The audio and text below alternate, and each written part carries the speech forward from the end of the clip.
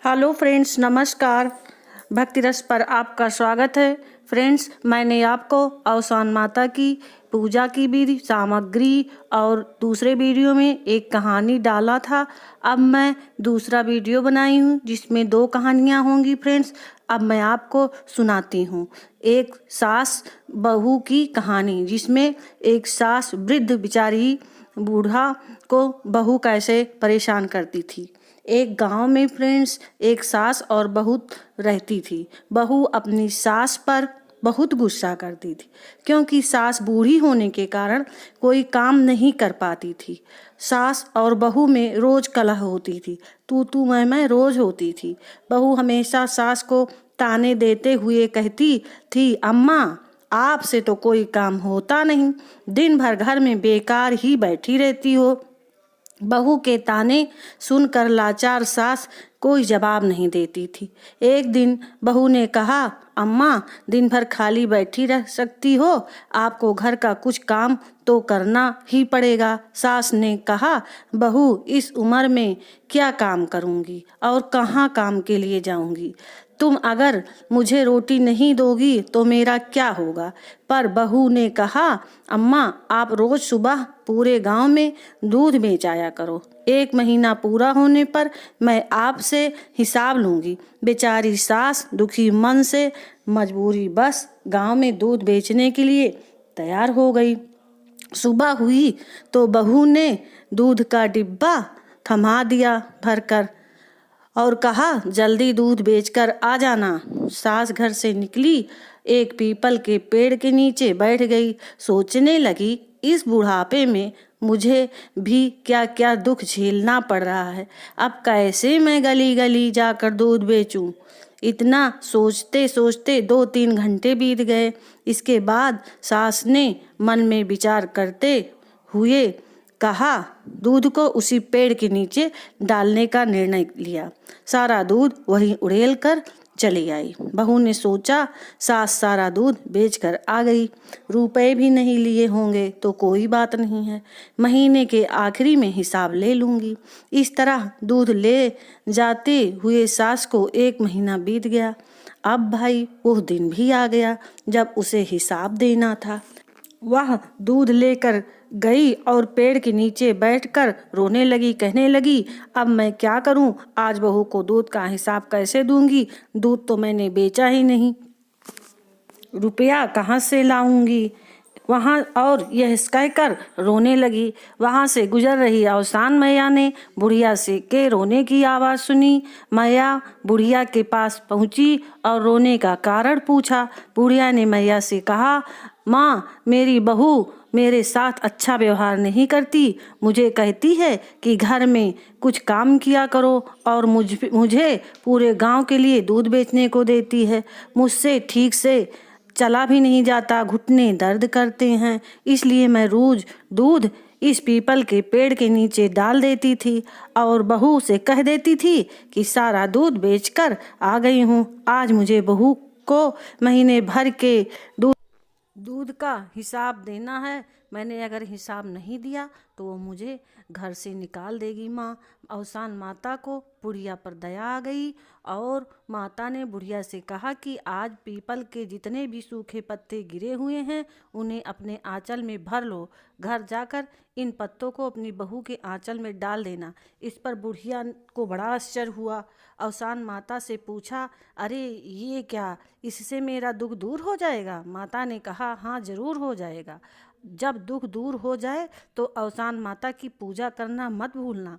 बुढ़िया ने अवसान मैया की बातें सुनकर आंचल में पीपल के सूखे पत्ते समेटकर अपने घर लौट गई। सास जैसे ही भरे आंचल के साथ घर पहुंची, बहू अत्यधिक खुश हो गई। बहू ने पूछा, क्या बात है अम्मा, आज तो आप पूरा हिसाब बहुत सारा पैसा मिल गया है आपको। सास बोली, हाँ बेटा, ऐसा ही समझो तुम। अपना आंचल फैलाओ जरा, मैं उसमें सब डाल देती हूँ। बहू ने अपना आंचल फैला दिया, लेकिन यह क्या, उसका आंचल तो रुपए जेवरों और पैसों से भरा हुआ था।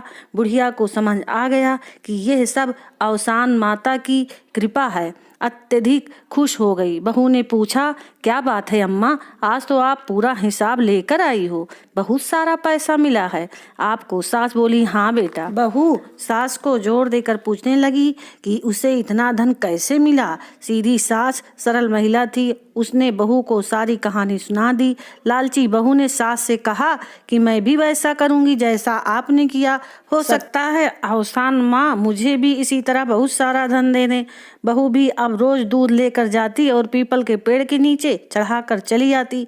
महीने के आखिरी दिन बहू ने पेड़ के नीचे दूध चढ़ाया और जोर जोर रोने लगी। उसके रोने की आवाज सुनकर अवसान माँ प्रकट हुई और बहू से पूछने लगी, क्या हुआ, तुम क्यों रो रही हो। बहू ने कहा, मेरी सास मुझे बहुत परेशान करती है, कहती है दूध बेचकर आ, नहीं तो तुम्हें घर में नहीं रहने दूंगी। यह कहकर दूध बेचने के लिए मैं आ जाती हूँ, जाओ तभी तुम इसे घर में रहने को मिलेगा। मैं तो रोज दूध यहाँ चढ़ा देती थी, मुझे सास को महीने का हिसाब देना है। अब मैं कहाँ से इतना रुपए लाऊंगी, इतने पैसे कहाँ से लाऊंगी। अवसान मैया ने कहा कि वो पीपल के सूखे पत्ते अपने आंचल में भर ले और आंगन में डाल दे। बहू ने खुशी खुशी ढेर सारे सूखे पत्ते अपने आंचल में लेकर डाल दी, लेकिन ये क्या, जैसे ही बहू ने सूखे पत्ते आंगन में डाले वह सब सांप और बिच्छू बदल गए के रूप में और उसे काटने दौड़ पड़े।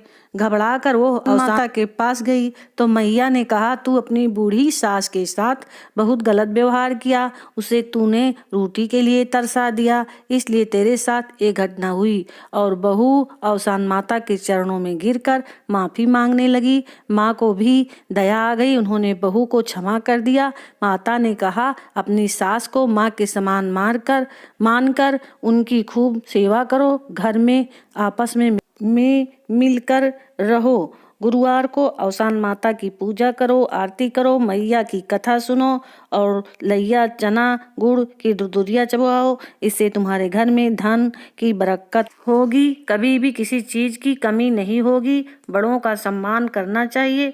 फ्रेंड्स, बहू ने घर जाकर सास से माफी मांगी और गुरुवार के दिन माँ अवसान माता की पूजा कथा करी। आपको मैंने यह कहानी सुनाई। फ्रेंड्स, जय माता दी। फ्रेंड्स, कहानी भाग 3 सुनिए। एक समय की बात है, एक परिवार में माँ, बाप, पत्नी और बच्चे रहते थे। उस परिवार में बहुत गरीबी थी और बेरोजगारी भी थी। भीख मांगकर सेठ अपने घर का खर्च चलाता था। बच्चों को ढंग का कपड़े नहीं दे पाते थे और शिक्षा की तो बहुत दूर की बात थी। सेठ बेचारे एक बेटी थी जो बड़ी हो गई थी। उसने भी अपने पिता के साथ हाथ बटाना चाहा। एक दिन उसको घर वापस आने में देर रात हो गई। उसकी माँ को चिंता होने लगी और बेटी के बारे में चिंतित थी कि मेरी बेटी बहुत बड़ी हो गई है, न जाने क्या बात हुई, अभी नहीं आई। इस तरह चिंता हो रही थी माँ को। कुछ देर बाद बेटी को वापस आई तो देखते ही पूछा, बेटी तुम कहाँ थी, इतनी देर कैसे हो गई, कहाँ थी बेटी। बेटी ने कहा, माँ आज अवसान माँ की कथा थी, वहीं से मैं आ रही हूँ। मैंने मन्नत मांगी है कि कुछ दिन बाद मेरे पापा की सर्विस लग जाएगी तो मैं आपको की कहानी और पूजा करूँगी। कुछ दिन बाद दोनों बाप और बेटी भीख मांगकर घर का खर्च चलाते रहे। एक दिन एक राजा के यहाँ उसकी नौकरी लग गई सेठ की, और बेटी की शादी हो गई। घर का खर्च भी अच्छे से चलने लगा। बेटी का जो पति था वो भी अपने ससुर के साथ हाथ बटाना चाहा।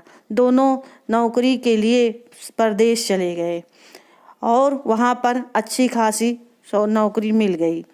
लेकिन यहाँ माँ बेटी अवसान माता की पूजा नहीं की, दोनों भूल गईं और उधर प्रदेश में सेठ और सेठ के दामाद को राजा के यहाँ चोरी का इल्जाम लग गया और दोनों को जेल में बंद कर दिया गया। उनके सारे वस्त्र उतरवा लिए गए। वहाँ से वो लोग परेशान हो गए और वहाँ से पत्र आया तो बेटी और माँ बहुत परेशान हो गई। उन्होंने अवसान माई की पूजा करने के लिए फिर से माफ़ी मांगी और पूजा करने की सोची तो पता चला कि वो दोनों घर आ रहे हैं। रास्ते में अवसान माँ बूढ़ी माँ का भेष बदल कर सेठ से पूछने लगी, बताओ तुम्हारे झोले में क्या है और तुम्हारे पास क्या है, तुम कहाँ जा रहे हो? तो सेठ ने कहा कि तुम कौन हो और क्या चाहती हो? मेरे झोले में सूखे पत्ते रखे हुए हैं जिससे मेरा झोला भरा लग रहा है। माँ ने कहा जैसी तुम्हारी इच्छा, और यह कहकर वो अंतर्ध्यान हो गई और कुछ दूर चलने पर उसका जहाज पानी में डूबने लगा। फिर उसने माँ का ध्यान किया और कहने लगा, माँ मुझे माफ़ करो, अब मैं ऐसा कभी नहीं करूँगा, तुम्हारी पूजा करूँगा घर पहुँचकर। उधर माँ बेटी दुरदुरिया का निमंत्रण दी और जब पता लगा कि उसके पति और उसके दामाद आ रहे हैं तो दोनों वहाँ से उठकर उसे लाने के लिए निकल पड़ी। तो उधर उसका दामाद खत्म हो गया। यह देखकर बिलाप कर कर रोने लगी। तब माँ अवसान माँ प्रकट हुई और उन्होंने कहा कि तुम जिस चीज़ का संकल्प लेते हो उसे पूरा करो।